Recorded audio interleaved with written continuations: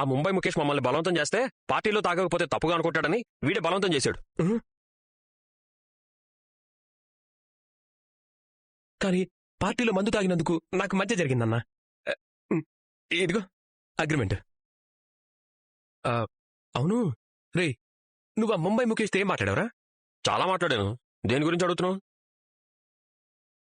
నాకు 40 కార్లు లేవు, 2 కార్లున్నాయి. వాడికి కూడా ఇంకా ఈఎంఐలు కడుతూనే ఉన్నా. నేను కూడా అబద్ధం చెప్పిన మంచివాణ్ణి, నిజం దాచిపెట్టిన చెడ్డవాణ్ణి. అవును కదా? చెప్పేశాం కదా. కొంప ముంచేశాం కదా. వీడి దుంప తెంచేశాం కదా. అయితే అది కల కదా? కాదు, కానీ అయితే బాగుండు. మొత్తం చెప్పేశారా? నువ్వు ఆడించిన నాటకం మొత్తం చెప్పేశాడు. నాటకం ఏంట్రా? ఎందుకు ఏదో మునిగిపోయినట్టు అలా కంగారు పడుతున్నారు?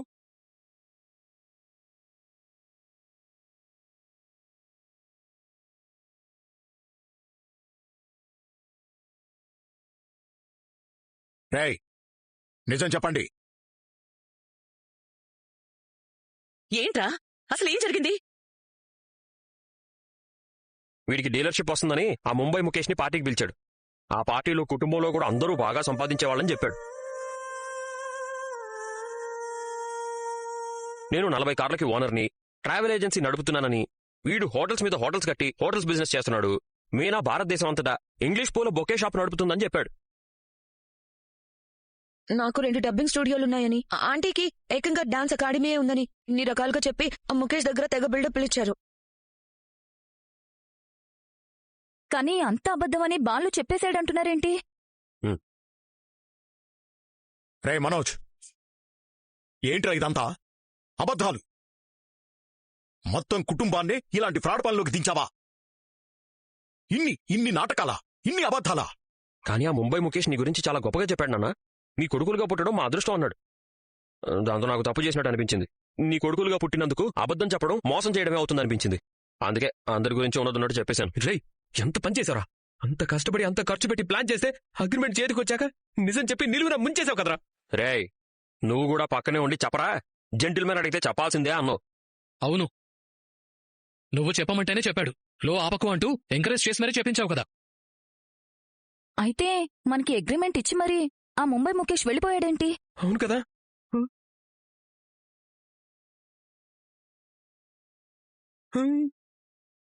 అమ్మో, అమ్మా, రోహిణి, నాన్న, మునిగిపోయాను. నిలువునా మునిగిపోయాను. ఏదైనా ఫ్రాడ్ జరిగితే డీల్ ఆపేస్తే, అగ్రిమెంట్ క్యాన్సిల్ చేస్తే నేను వాళ్ళకి 50 లక్షలు ఇవ్వాలంట.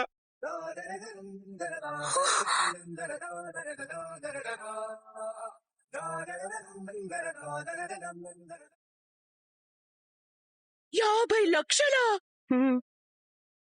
50 లక్షలా? ఒరే, అందుకే తాగున్నప్పుడు ఎందుకురా, మామూలుగా ఉన్నప్పుడు చదివి సంతకం చేయరా అని కూడా చెప్పాను కదరా. జెంటిల్మ్యాన్ అన్నావు కదరా. ఇప్పుడు అవన్నీ అవసరమా? నీ వల్ల డీల్ క్యాన్సిల్ అవ్వడమే కాదు, 50 లక్షలు ఫైన్ కూడా కట్టాల్సిన పరిస్థితి వచ్చింది. సంతకం పెట్టొద్దని మీ ఆయనకి మా ఆయన చెప్పారంట కదా. ఆయన తాగితే ఎవరెలా ఉంటారో తెలుసు కదా. ఎందుకు మీ హస్బెండ్ తాగమని ఫోర్స్ చేయాలి?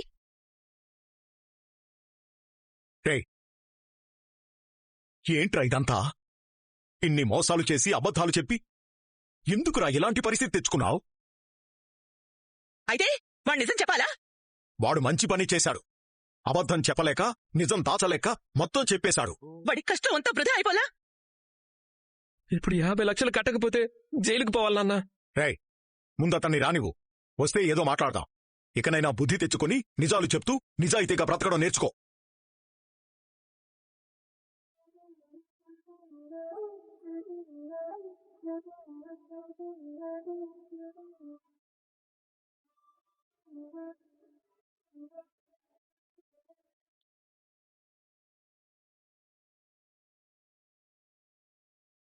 జరిగిందేదో జరిగిపోయిందిలే, వదిలే మనోజ్. ఇప్పుడు నువ్వు బాధపడితే మళ్ళీ కాలం వెనక్కి వెళ్ళదు కదా. నేను బాధపడుతుంది ఎన్ని ప్రయత్నాలు చేసినా ముందుకెళ్ళలేకపోతున్నావనే. ప్రతిసారి ఏదో ఒక సమస్య. అయినా ఈ ప్లాన్ చేసిందంతా నువ్వే కదా. అసలు ఆ బాలుగాడిని పార్టీకి పిలవకపోతే ఎవడడిగాడు? వాడు రాకపోయింటే ఇప్పుడు ఈ సమస్య ఉండేది కాదు. చుక్క నోట్లో పెడితే చాలు కడుపులో ఉన్నదంతా కక్కేస్తాడు. అబద్ధం చెప్పి డీలర్షిప్ చేయాలనుకుంది నువ్వు నీ ఫ్రెండ్. మధ్యలో నన్ను లాగుతావేంటి? ఇంట్లో వాళ్ళని ఒప్పించడానికి ఏం చేస్తే బాగుంటుందో ఆలోచించి నేను సలహా ఇచ్చాను. దానివల్ల ఇదంతా అయిందంటే ఎలా? అది కాదు రోహిణి. ఇప్పుడు ఇప్పుడు ఇంత డబ్బు కట్టమంటే నేను ఎక్కడి నుంచి తేవాలి? నిన్న పార్టీ కూడా క్రెడిట్ కార్డులో ఉన్న డబ్బంతా వాడేశాం.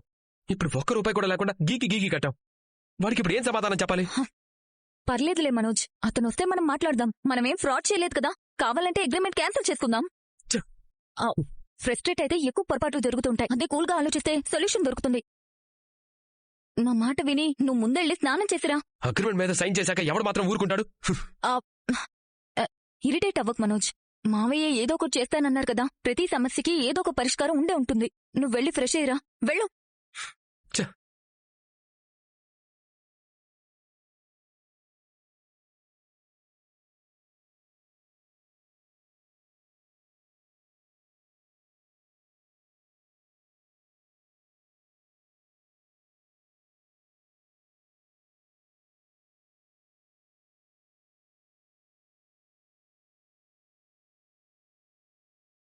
ఏంటిది?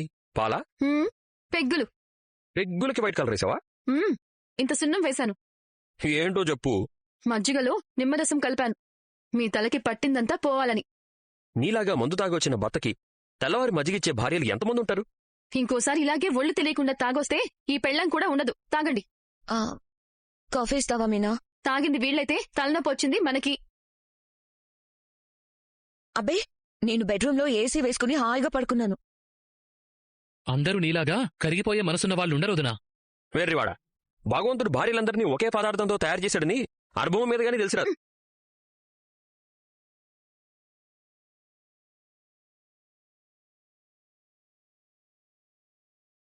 ఎందుకంత టెన్షన్ పడతావు?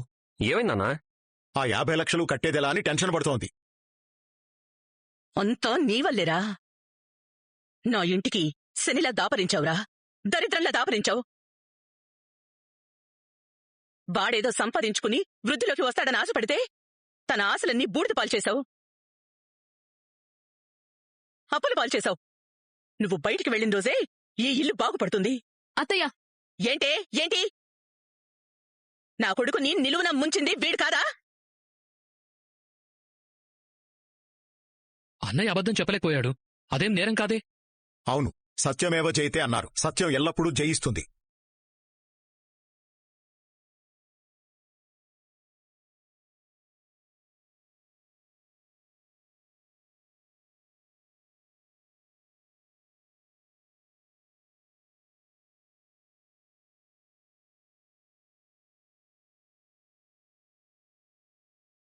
నమస్కారం సార్, కూర్చోండి. నేను కూర్చోడానికి రాలేదు. అబద్ధాలు చెప్పిన ఆ ఫ్రాడ్ ఎక్కడా? మనోజ్ని పిలుస్తున్నారు, వెళ్ళి పిలువమ్మా. అగ్రిమెంట్ పేపర్స్తో రమ్మనండి.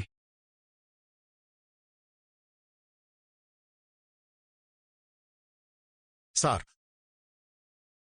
నేనక్కడి నుంచి తిరిగొచ్చేదాకా మనోజ్ చెప్పిన అబద్ధాల గురించి తెలీదు. ముందే తెలుసుంటే అంత దూరం రానిచ్చేవాణ్ణే కాదు, మందలించాపేవాణ్ణి. నిజాయితీగా సంపాదించని ఏ డబ్బు నిలబడదని వాడికింకా తెలిసి రాలేదు. నేనొక సాధారణ బస్ డ్రైవర్ని. ఇదే నా ఇల్లు, ఇంతే సంపాదన, ఇదే నా కుటుంబం. ఇంతకు మించి మాకెలాంటి ఆస్తులు లేవు, వ్యాపారాలు లేవు. మీకేదైనా ఎక్కువ చేసి చెప్పుంటే అందుకు నేను క్షమించమని అడుగుతున్నాను. అయ్యో మావయ్య, నేను మీరిచ్చే సంజాయిషి కోసం రాలేదు.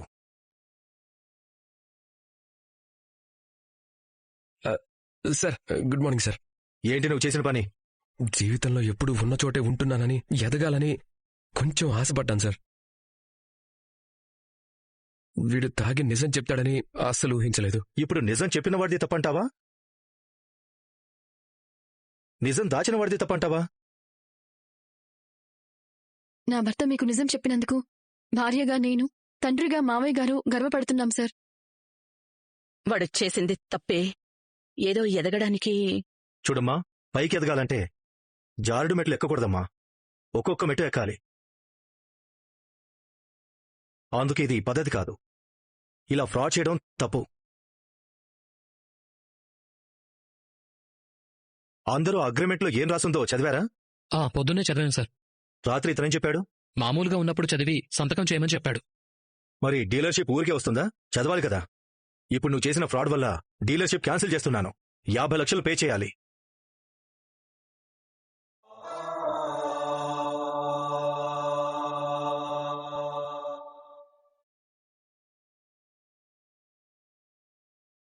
సార్, మీరాగండి.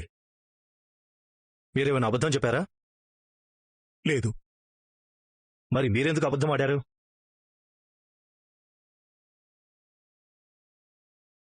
సార్, మిమ్మల్ని మోసం చేయాలనే ఉద్దేశం కాదు. తొందరగా ఎదగాలనే తొందరలో చేసిన తొందరపాటు పని.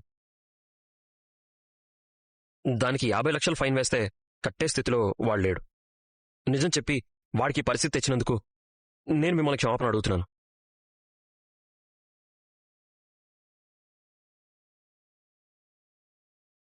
అన్ని డిగ్రీలున్నా వాడికి ఎందుకో కలిసి రావడం లేదు. ఈసారైనా కలిసి వస్తుందేమోనని నేను అబద్ధాలాడాను. కానీ నా మనస్సాక్షి ఒప్పుకోలేదు సార్. మా నాన్న పెంపకం ఒప్పుకోలేదు. అందుకే వాడికి ఎలాంటి పరిస్థితి వస్తుందనేది ఆలోచించకుండా నేను నిజం చెప్పేశాను. నన్ను క్షమించండి సార్.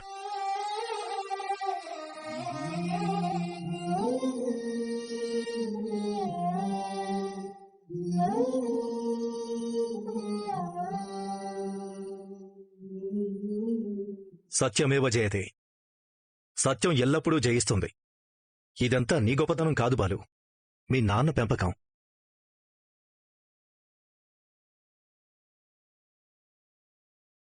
మీరు నాకు క్షమాపణ చెప్పాలని చూశారు, కానీ నేనే మీకు క్షమాపణ చెప్తున్నాను. వ్యక్తిత్వం, సంస్కారం, నిజాయితీ, నిజం చెప్పే మనస్తత్వం ఎన్ని ఉన్న మీరు మీ కొడుకులకు అదే నేర్పించుంటారు. అందరూ నేర్చుకోవాలనే రూలేమీ లేదు. బాలు మీ పేరు నిలబెడతాడు, మీ ఆశయాలు పాటిస్తాడు.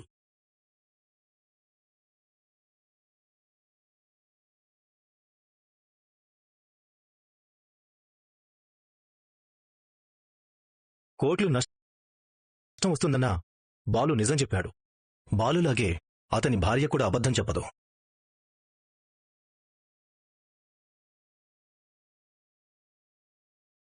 నిజం చెప్పి బాలు నష్టపోయినా గర్వపడుతుంది. బాలు సరిగ్గా చెప్పాడు. తొందరగా ఎదగాలని ఆతృత, తాపత్రయం నిన్ను ఒకచోట కుదురుగా ఉండనివ్వడం లేదు.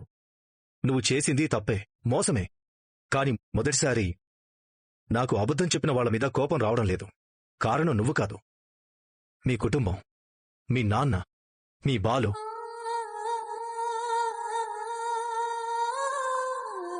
మీ అమ్మగారిలో నువ్వు ఎదగాలని ఆరాటం కనబడుతోంది. మీ నాన్నగారిలో సంపాదన కన్నా నిజాయితీ ముఖ్యమనే సిద్ధాంతం కనబడుతోంది.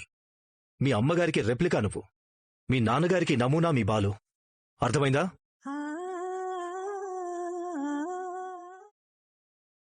ఇప్పుడు ఈ అగ్రిమెంట్ని పట్టుకొని నేను కోర్టుకు వెళ్ళొచ్చు.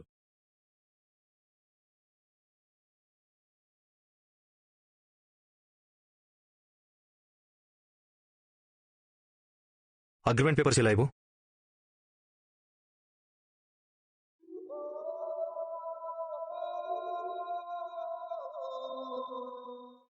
కానీ నేను అలా చేయడం లేదు. ఎందుకంటే ఈ కుటుంబమే కారణం. కుటుంబంలో ఒకరు పట్టాలు తప్పితే మూలస్తంభాల్లాంటి మీ నాన్న, బాలు మళ్లీ పట్టాల మీదకి చేరుస్తారు. అందుకే నేను నీకు డీలర్షిప్ ఇస్తున్నాను. ఈ అగ్రిమెంట్ని చింపేస్తున్నాను.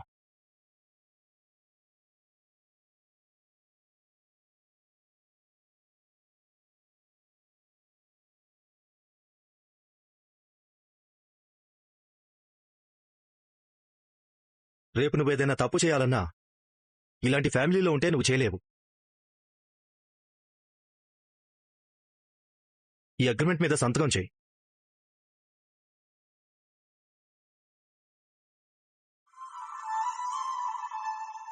మీరు నిజంగా దేవుడు సార్, దేవుడు. నేను మనిషిని. మీలాంటి తండ్రి నాకు ఉండేవారు, ఇప్పుడు లేరు. మీలో ఆయన నాకు కనిపించారు. వెళ్ళరా. వెళ్ళు మనోజ్.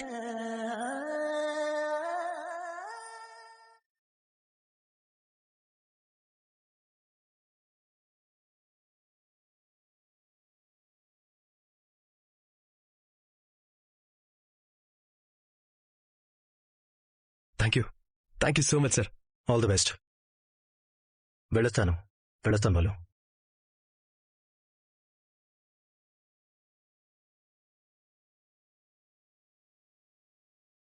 ఇంతసేపు నా భర్తని ఎన్ని మాటలన్నారు అత్తయ్య? ఇప్పుడేమంటారు? నేను చచ్చేదాకా నా దృష్టిలో వాడు మారడు.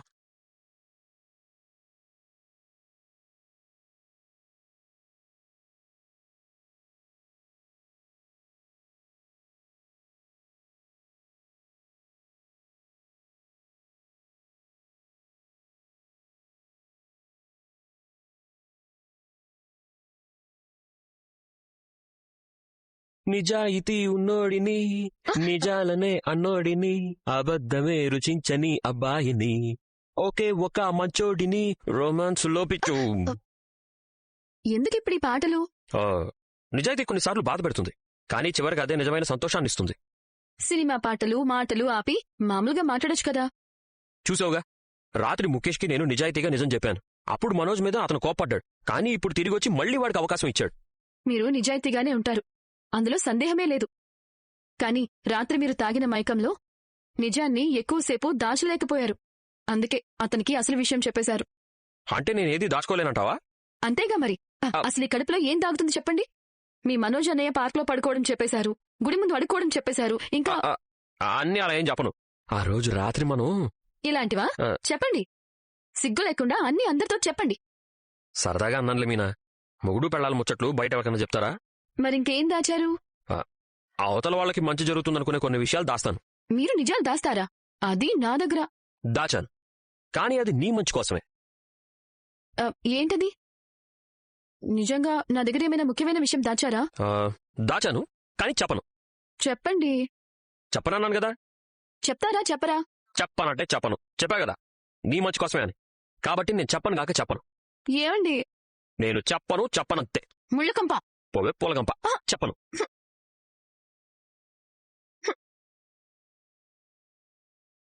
అయ్యో, నేను బయటికి వెళ్ళాలి, మర్చిపోయాను. నా ఫోన్ ఇది. మీనా, మీనా.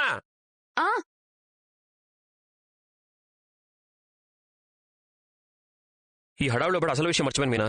బయటికి వెళ్ళాలి మీనా. పొద్దున్నుంచి నాకు ఒక్క ఫోన్ కూడా రాలేదు. నా ఫోన్ ఎక్కడుంది? ఎక్కడ పెట్టుంటారో ఒకసారి గుర్తు చేసుకోండి. రాత్రి నేను నా జోబులోనే పెట్టుకున్నాను మీనా. ఒకసారి నా ప్యాంటు జోబుల్లో, ఆ కోట్ జోబుల్లో చూడు. సరే.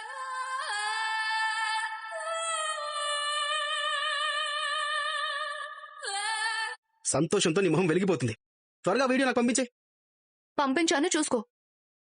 ఎస్ ఎస్ ఎస్, నాకు కావలసిన వీడియో వచ్చేసింది. టెన్షన్ పడకరా, దొరుకుతుంది. అందులో శివ వీడియో ఉంది. పొరపాటునది బయటపడితే పరిస్థితులు చాలా తీవ్రంగా ఉంటాయి. సరే, పోతే పోయింది లేరా, ఇంకో ఫోన్ కొనుక్కో. అందులో చాలా ముఖ్యమైన వీడియో. ఏదో వీడియో అన్నారు.